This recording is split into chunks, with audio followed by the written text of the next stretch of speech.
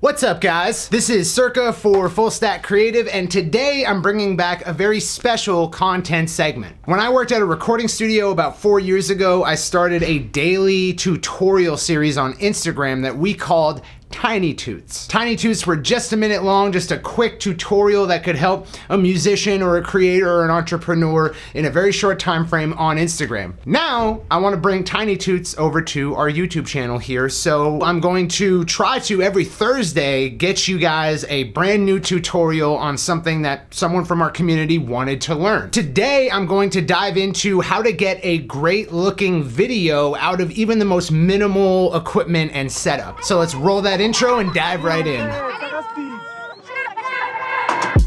And start sending to them on that basis. In MailChimp, when starting any email, you can shoots.facebook.com, go into the top left and select audiences. If you don't see it here on and it didn't work perfectly for music, but it definitely worked a lot better. Now, this video is being shot on the Panasonic Lumix GH5, which is a fantastic camera. It's also $1,500 nowadays. So, not exactly the cheapest equipment ever, but today we're going to be working with this Logitech C930E. This web camera will only set you back about $50, $60, and it's a great option if you're looking to pump out some videos for your business or your music career. If you want to create videos, you don't need a crazy setup. You don't need everything in the world to get it done. And today I'm going to show you how to get a good looking shot with this camera. So let's switch over to this thing so you can see what it looks like in the most terrible of settings.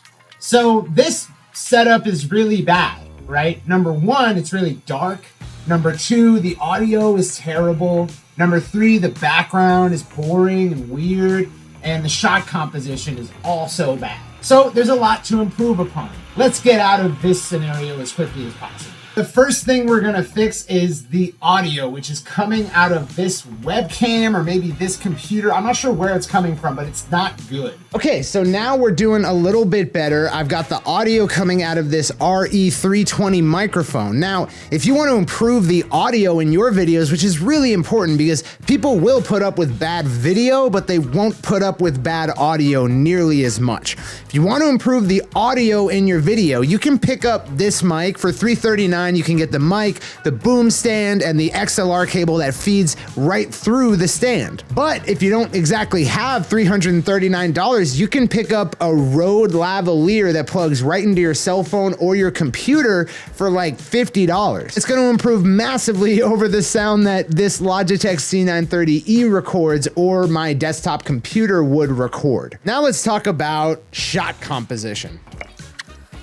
Okay, so already this is a way more interesting background, right? Also, our shot composition is a little bit better. If I divided what you're seeing right now into 9 squares, into a grid, we can follow what is called the rule of thirds, which is that your subject, which in this case is me, should fall along the grid lines. And I fall right on that line. This is what's most naturally pleasing for the human eye. It's not a completely scalable rule, so as you get more comfortable composing shots and making interesting compositions, you're going to drift away from the rule of thirds, but it's generally true. The most interesting shots are going to be with your subject and maybe a second subject falling on those grid lines. You may also notice that the mic here is falling along that bottom third grid line. Just makes for a more interesting shot overall. Now, the background is way more interesting than what I had before, right? And let's mainly attribute that to the amount of contrasting colors that are behind me. We don't want to go too crazy. We don't want to distract everyone from the subject, but we do want it to be interesting. Now in the background, we've got this shelf with the LED lighting right here. We've got some pictures and CDs hung up. We've got some soundproofing there. Then we've got this wall of hedges with a neon sign on it. Way more interesting. And let me tell you, all the things in this background cost less than $100. So you can make your background way more interesting if you just go on eBay and start buying little knickknacks to include in your background. Some background lighting is going to help out. This is what's called practical lighting. So this sconce right here, this lighting sconce, is my practical lighting. What it does is it gives the eye a reason why your subject is so well lit. It'd be odd if your subject was really, really well lit in an otherwise dark room, right? So we put in that practical lighting to kind of give the mind a reason to be like, oh yeah, that looks like it's, you know, natural, even though the lighting on your subject is going to be unnatural. It's going to be probably some big light source off to the left or the right of them. So let's talk about lighting. Right now, I am being lit by just the ambient light in this room. I have a big ass window over here, but the blinds are drawn, so it's not letting in a whole lot of light. The big ass window on a budget is gonna be your number one light source. If you have a big ass window somewhere in your home or office,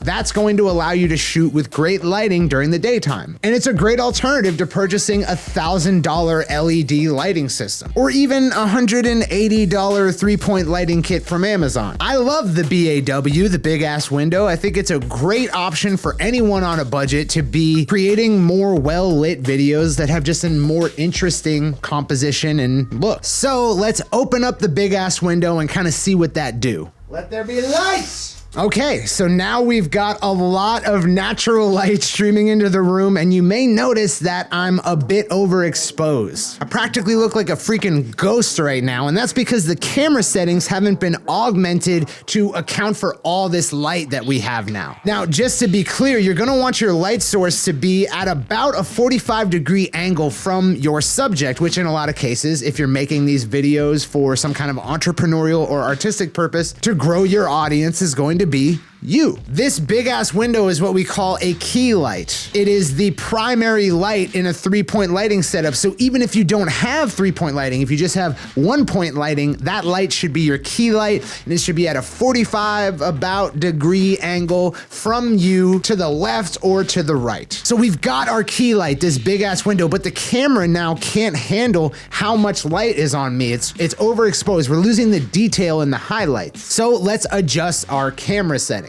Now I'm going to pull up Logitech camera settings, which is an app that comes with the webcam. And then I'm going to put our shot on reserve in OBS just so we can see the amount of exposure that we're getting from the light source. Okay, so now that we can see everything, let's go to the advanced settings and change some things around. Number one, our shot is a little blue, so I'm going to adjust the white balance to a little bit higher. Okay, so we're getting into the reds. That's a lot more natural right there. Already looks a whole lot better. Now, as a quick aside, in addition to the settings that Logitech gives us with their software, we also have settings here in OBS Studio, which is what I'm recording with. Now, we'll have tons of content on OBS later on, but for now, if you're using OBS, you can always open up your video source by clicking here for the video source, opening up the settings here, and then clicking Configure Video. This gives you more granular control over your Logitech camera, and it gives us an important control that the Logitech native software doesn't have, which is called exposure. By adjusting the exposure up or down, I can change how much my shot is exposed. And that's super helpful when we have the big ass window beaming bright natural light onto you. You're gonna wanna use this over your brightness settings. I think that shot looks pretty freaking amazing. So let's put it all together. So in addition to changing our camera settings, I also moved the camera back a little bit. Right here is the gooseneck stand that this camera is actually on right now. The gooseneck will set you back about $30, and it's completely worth it to allow you to get all types of shots just using your desk as the stabilization source. Now you can move things all around as you need them, push them back, rotate them. Everything you need to do is available with this gooseneck. Now, in case you don't remember, this is what our shot looked like before. All I've done is added a good audio source, opened up the blinds on this big ass window at about a 45-degree angle to my face, and adjusted the camera settings. Just with a little bit of natural lighting, some shot composition, and the native settings for this relatively inexpensive web camera, we're able to get an impressive shot. This is what I look like on the GH5, and it's not a whole lot better except for the image quality. quality. But image quality is just a small sliver of what matters in creating great videos. So I hope this has been incredibly helpful for you, and I hope that it allows you to create more interesting videos that look better to your audience and make you look like the real deal. I've been Circa for Full Stack Creative. This has been Tiny Tutes, and I'll see you next time for another Tiny Toot. Peace out, homies. I'm just hoping for a better day, trying to reach a higher place. You tell me keep wishing you're crazy. Sometimes my head gets full of demons and darkness. Bound through my bed, baby, I ain't leaving this carcass. It's so heavy.